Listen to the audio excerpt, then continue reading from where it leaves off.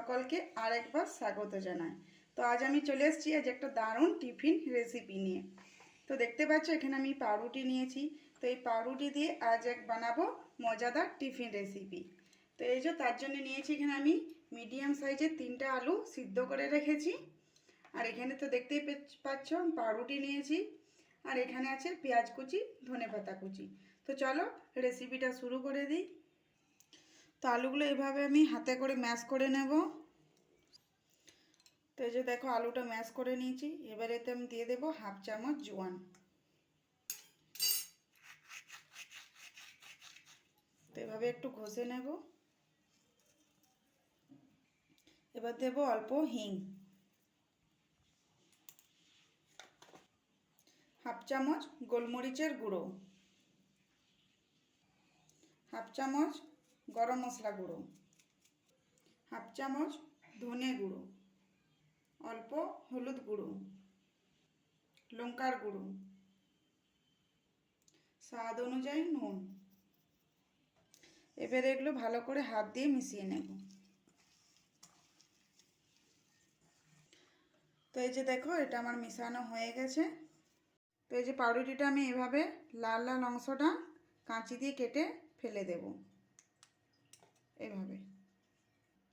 এবার এই যে পাউরুটিটা আমি মাঝে এভাবে পিস করে নেব এইভাবে। তো এই যে দেখো সব পাউরুটিগুলো আমি কেটে নিয়েছি এইভাবে। তো এইখানে দেখো কয়েকটা আমি কাঁচা লঙ্কা কুচি করে নিয়েছি। এবারে যে এক পিস আমি পাউরুটি নিয়ে নিলাম।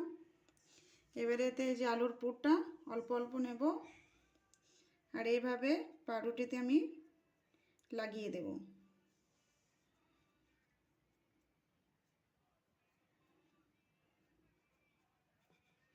এবারে এই যে কাঁচা লঙ্কাগুলো নিয়েছি এইভাবে দিয়ে দেব।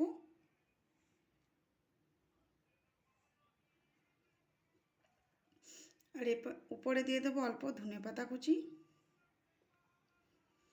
এবারে এর উপরে আরেকটা আমি যে পাউরুটির পিস নিয়েছি এটা এর উপরে এভাবে দিয়ে দেব, একটু চেপে চেপে দিয়ে দেব।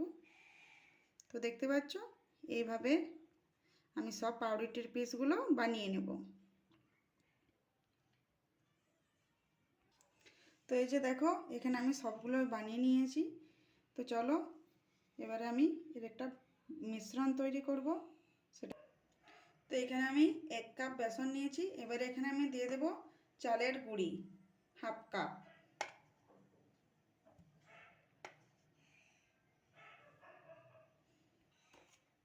এবারে দেব এই যে অল্প হলুদের গুঁড়ো, জিরে, ধনে, লঙ্কার গুঁড়ি, স্বাদ অনুযায়ী নুন, ধনেপাতা কুচি আর পেঁয়াজ কুচি। তো এগুলো প্রথমে একটু হাতে করে ভালো করে মিশিয়ে নেব। তো এখানে আমি নিয়েছি অল্প খাবার সোডা। তো এবারে একটা অল্প জল দিয়ে আমি একটা গাঢ় মিশ্রণ তৈরি করে নেব। তো দেখতেই পাচ্ছ আমরা যেভাবে পকোড়া ভাজি সেই রকম একটা আমি মিশ্রণ তৈরি করে নিয়েছি। এই যে তেল গরম হয়ে গেছে, এবারে তেলে এটা আমি ভালো করে ছেড়ে দেব। তো এইভাবে আমি সবগুলো বানিয়ে নেব। তো এই যে দেখতেই পাচ্ছ এগুলো আমি মিডিয়াম আঁচে ভেজে নেব। তো দেখতে পাচ্ছ একটা সাইড হয়ে গেছে, তো আমি অপর সাইডটাও পাল্টে নিয়েছি। তো আমার রেসিপিগুলো তোমাদের যদি ভালো লেগে থাকে তো অবশ্যই আমাকে কমেন্ট করে জানাবে। আর হ্যাঁ, চ্যানেলটা সাবস্ক্রাইব করে দেবে। আপনারা অনেকেই আমার ভিডিও দেখেন, তো আমার খুবই ভালো লাগে। তো এই যে দেখতে পাচ্ছ পকোড়াগুলো আমার ভাজা হয়ে গেছে। এবার এগুলো আমি নামিয়ে নেব। হুম হুম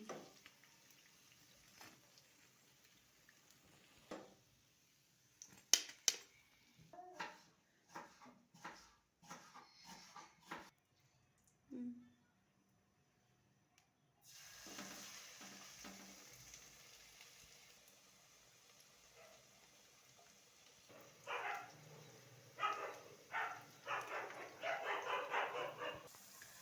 এই যে দেখো আমার সবগুলো ভাজা হয়েই গেছে। তো আজকের রেসিপিটা কেমন লাগলো অবশ্যই কমেন্ট করে জানাবে। তো চলো আবার আসছি একটা নতুন রেসিপি নিয়ে। ততক্ষণে তোমরা ভালো থেকো, সুস্থ থেকো।